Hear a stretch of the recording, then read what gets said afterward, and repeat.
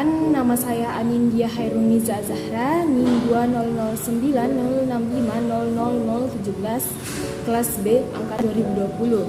Prodi Ekonomi Pembangunan, mata kuliah Ekonomi Politik. Baik, saya akan mempresentasikan contoh kasus ekonomi politik di Indonesia, yaitu yang saya angkat menganalisis pengaruh praktik ekonomi kolusi nepotisme atau bisa disingkat dengan KKN pada masa reformasi terhadap ekonomi politik di Indonesia.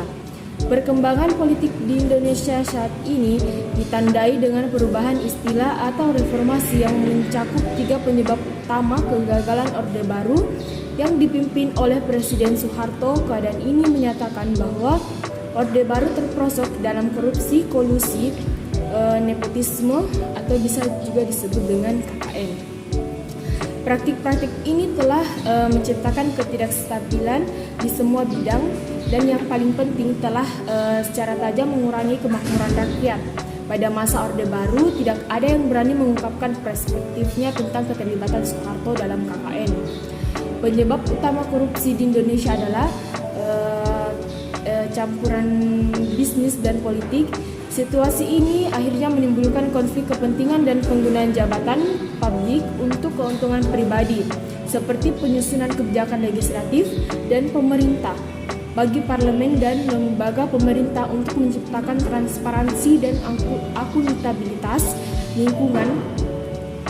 Tidak heran, beberapa hukum dan kebijakan yang baik dinikmati oleh masyarakat Indonesia saat ini sebagian besar merupakan produk reformasi awal. Bukti nyata korupsi politik di Indonesia dapat dilihat dari semakin banyaknya korupsi politik yang dilakukan oleh pejabat terpilih yang diadili oleh Komisi Pemberantasan Korupsi atau bisa juga disebut dengan KPK. Mengingat kelemahan-kelemahan ini, sulit mengharapkan niat baik sejati dari para politisi untuk menghapus Indonesia dari korupsi para elit yang tidak henti. Korupsi memperlambat pembangunan ekonomi, berkontribusi pada ketidakstabilan pemerintah, melanggar hak asasi manusia yang menyebabkan kejahatan lain, melemahkan sistem demokrasi, mendistorsi supremasi hukum, mempengaruhi kualitas hidup dan pembangunan berkelanjutan orang miskin pertama. Kondisi ini terbukti benar dan dapat diamati dengan banyak negara korupsi, termasuk Indonesia saat ini. Tingkat korupsi yang tinggi dapat berdampak buruk pada reproduksi bakat. Selain itu, korupsi juga telah menimbulkan kerugian serius bagi perekonomian, efisiensi pemerintahan, kualitas hidup, dan hingga kepercayaan masyarakat terhadap lembaga pemerintah hilang. Penelitian mereka juga menemukan bahwa tergantung pada tingkat korupsi, pendidikan dan perawatan kesehatan adalah bidang utama yang secara langsung merusak kualitas sumber daya manusia. Indonesia mengalami situasi serupa dan tingkat kemiskinan terkadang tidak turun secara signifikan. Pentingnya untuk dicatat bahwa tingkat kemiskinan yang tinggi di Indonesia adalah akibat langsung dari korupsi politik yang sistematis. Kolusi adalah perjanjian rahasia atau kerjasama ilegal yang tujuan yang salah. Ini merupakan bentuk aliansi harus dicapai melalui simbiosis keuntungan yang dicapai sistem feodal. Memaksakan aliansi ini pada hubungan antara individu dan kelompok. Semangat kelompok mendorong berkembangnya harapan akan kepentingan material dan spiritual. Kolusi akan memiliki skor negatif jika aliansi tersebut merugikan kepentingan umum. Kepentingan sosial politik menjadi lebih luas dan tidak terjembatani antara kedua belah pihak, sehingga menimbulkan ketegangan sosial politik di masyarakat pedesaan dan perkotaan. Anda juga bisa membayangkan bahwa tanpa kesepakatan kita tidak akan tahu kemajuan masyarakat. Satu-satunya peringatan adalah Anda harus membatasi dan menghindari kolusi. Kolusi tersebar luas dalam masyarakat tradisional karena kehidupan kerajaan tradisional selalu didasarkan pada kerjasama horizontal dan vertikal. Kerjasama horizontal itu harus solid. Raja bekerja dengan elit birokrasi senior untuk membangun pemerintahan yang kuat dan kepentingan ekonomi. Bahkan para elit birokrat bahwa membangun relasi di antara mereka yakni antara mandor dengan kepala desa, padahal mereka adalah kelompok kepentingan yang mendukung kelompok kontrol yang ada.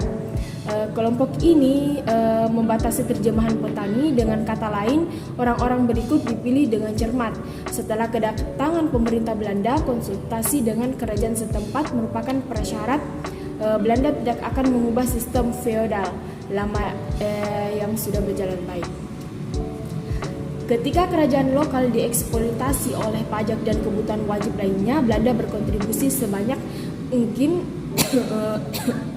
untuk menyebarkan perkebunan. Pada pertengahan abad ke-19, Raja-Raja Jawa memberikan izin kepada perkebun untuk mengelola tanah dan tenaga kerja tani. Sebagai imbalannya, Raja menerima berbagai macam hadiah. Menurut Eka 1975, Raja dan bangsawan telah menjalin persahabatan yang akrab dengan penduduk bekal kulit putih, petani Belanda atau Cina. Belanda dan Tionghoa juga berkerabat dekat. Sebagaimana tercermin dalam peribahasa Jawa Lana dan Cina, kekerabatan mereka terjalin melalui perkawinan, sebagaimana terlihat dalam keluarga Desense di kediaman Surakarta. Di tingkat yang lebih rendah, kepala desa membentuk gelar bangsawan dengan mandor yang menjadi pengelolaan lapangan dan mempertahankan status mereka. Nepotisme didasarkan pada hubungan silsilah yang cenderung memberikan perhatian khusus kepada kerabat pada umumnya. Seseorang yang disebut dalam posisi tinggi memberikan pekerjaan kerabatnya. Secara sosial, merawat kerabat merupakan kebutuhan primer yang dipandang sebagai kerinduan akan kelompok batin. Selain itu, keluarga inti membentuk kelompok yang kuat melawan berbagai kekuatan eksternal dan harus bertahan hidup di dalam kelompok tersebut. Belakangan keluarga besar juga menjadi korban nepotisme. Nepotisme tidak diragukan lagi merupakan sistem kuno yang dipelihara oleh kelompok didirikan untuk tujuan tertentu. Kita sering mendengar tentang kelompok-kelompok tertentu yang berusaha mempertahankan kekuasaannya sebagai kelompok dominan. Terkait dengan kekuatan yang ada, mereka selalu menjaga kekayaannya. Ransum generasi berikutnya telah menciptakan garis keturunan mantan penguasa ini terkait dengan kesucian keluarganya yang terbatas dalam etnis dan lokalitas. Kepentingan khusus mereka harus dilindungi dengan melindungi properti. Mereka melindungi kelompok eksklusif elit, kelas penguasa dalam kerajaan tradisional. Raja umumnya menjaga kesucian kerabatnya. Mereka tidak ingin berbagi kekayaan dengan mereka lebih sedikit orang. Konsep ini tampaknya berlanjut hingga hari ini. Selain memperkuat kekuasaan, perkawinan politik tersebut itu juga bertujuan untuk menjaga kekayaan dan setidaknya memurnikan hubungan silsilah. Kita tahu bahwa praktik triman mempengaruhi kekuasaan raja atas perkembangan esai politik.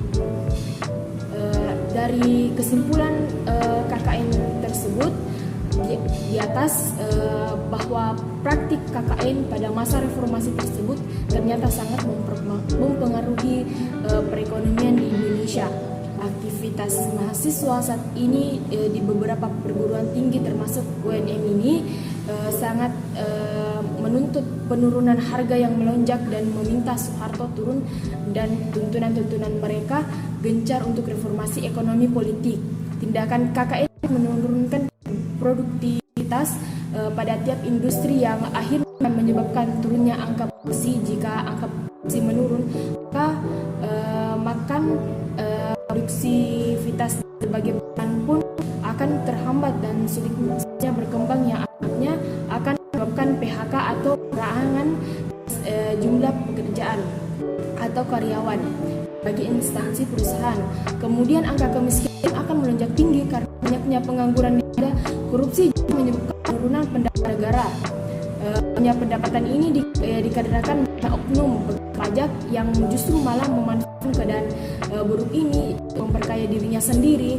Inilah yang mengakibatkan masyarakat memiliki trust issue terhadap para pekerja pajak, yang akhirnya menimbulkan hambatan pada proses pembangunan negara dan merugikan masyarakat.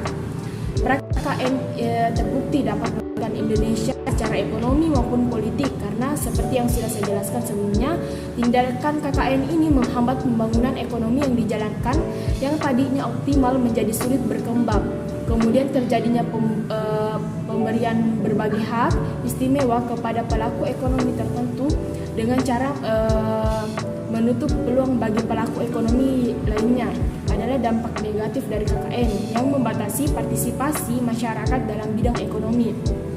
Sementara itu dalam bidang politik, KKN juga menyebabkan munculnya diskriminasi dalam pelaksanaan pelayanan publik.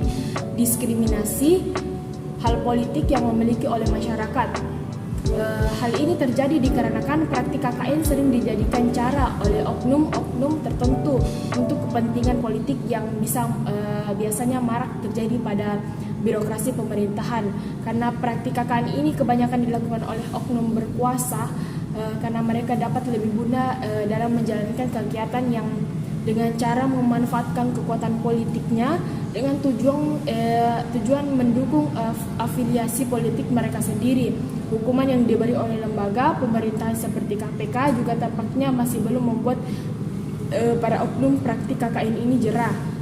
Karena sampai saat ini pun masih ada yang kerap melakukan praktik KKN, dan tampaknya pemerintah harus lebih tegas dan sigap lagi dalam menghadapi permasalahan yang cukup serius ini agar tidak ada lagi masyarakat ekonomi politik yang dirugikan.